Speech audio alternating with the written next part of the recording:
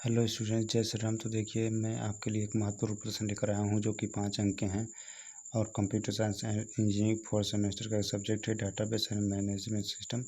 तो उसी में से एक महत्वपूर्ण प्रश्न को लेकर आया हूं जिसका नाम है ईआर मॉडल। तो प्रश्न देख लीजिए और ये 5 अंक के आ सकते हैं।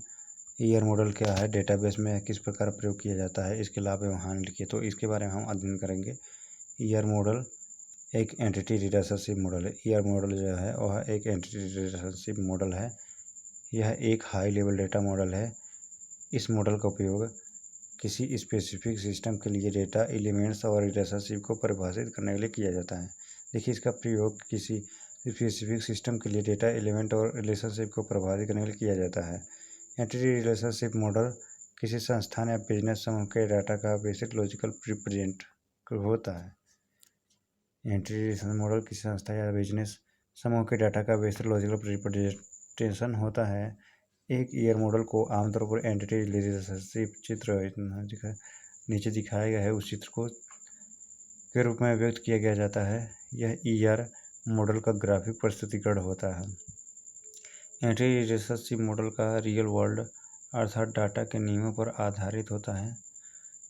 जो बेसिक ऑब्जेक्ट के सेट जिन्हें एंटिटीज कहते हैं और इन ऑब्जेक्ट के बीच संबंधों में निर्मित होती है। ईआर मॉडल को 1976 में पीटर ने प्रस्तावित किया था। ईआर मॉडल का उपयोग रियल वर्ल्ड के कंसेप्चुअल और एट्रीब्यूट के बीच रिलेशनशिप का वर्णन करता है। देखिए, जो ईआर मॉडल होता है डेटाबेस के लॉजिकल स्ट्रक्चर कहाँ गया। ईआर मॉडल का उपयोग रियल वर्ल्ड के कंसेप्चुअल स्कीमा को प्रस्तुत करने के लिए किया जाता है। ईआर मॉडल डेटाबेस के कंसेप्चुअल व्यू को डिफाइन करता है। ईआर मॉडल डेटाबेस को लॉजिकल स्ट्रक्चर का डायग्रामेटिक रिप्रेजेंटेशन है। ईआर मॉडल और एंटिटीज और एट्रीब्यूट के बीच रिलेशन का वर्णन करता है। सिस्टम की आवश्यकताओं से डेटाबेस डिजाइनिंग उद्देश्य से 2 तकनीक का उपयोग किया जाता है। देखिए, वो 2 तकनीक कौन से हैं।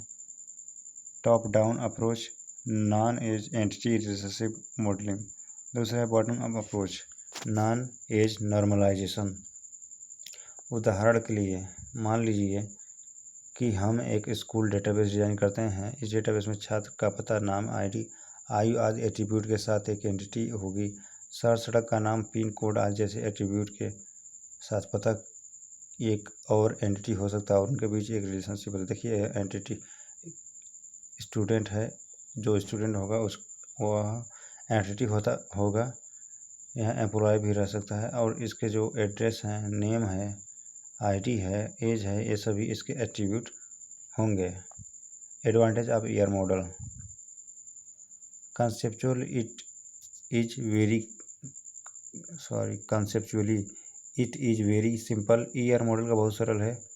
यदि हम एंटिटीज और एट्रीब्यूट के मध्य रिलेशनशिप जानते हैं तो आसानी से ईआर डायग्राम को ड्रा कर सकते हैं।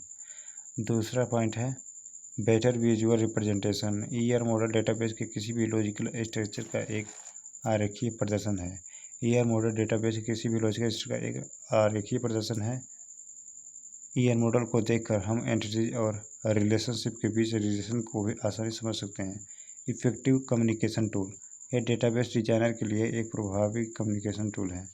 Highly integrated with relation model. Highly integrated with relation model. ER model को आसानी से तालिकाओं में परिवर्तित किया जा सकता है। अगला पॉइंट है easy conversion to any data model. ER model को अन्य डेटा मॉडल के जैसे कि hierarchical data model, network data model में आसानी से परिवर्तित कर सकता है। अब डिसएडवांटेज देखिए। पहला है सीमित बाधाएं और विनिर्देश।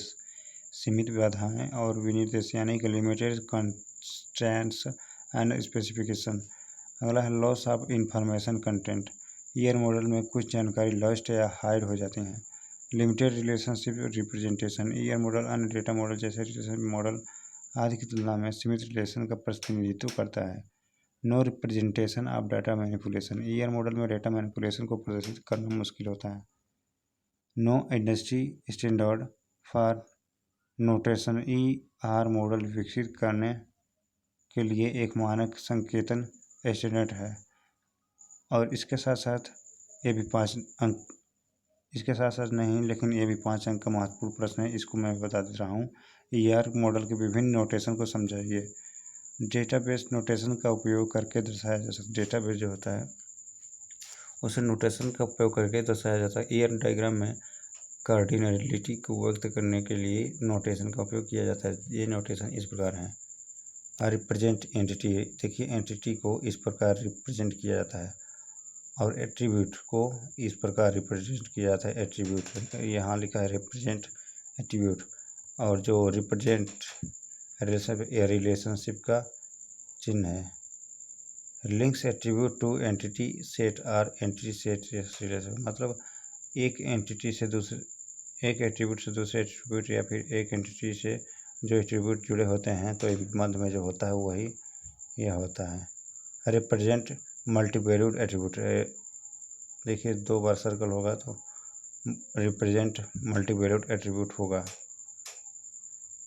और इसे हम कहते हैं represent total participation of entity, और इसे कहते हैं represent total participation of entity, और इसे कहते हैं रिप्रेजेंट वीक एंटिटी। यह वीक एंटिटी है, यह वीक रिलेशनशिप है।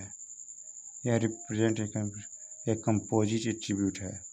रिप्रेजेंट की एट्रीब्यूट है, की एट्रीब्यूट है जिसे हम सिंगल वैल्यू एट्रीब्यूट भी कहते हैं। तो यह महत्वपूर्ण 2 महत्वपूर्ण 5 अंक के प्रश्न थे डाटाबेस मैनेजमेंट सिस्टम में। तो यदि वीडियो अच्छा लगा हो लाइक करें, चैनल पर नए हैं सब्सक्राइब करें। मिलते हैं नेक्स्ट वीडियो में, तब तक के लिए जय श्री राम।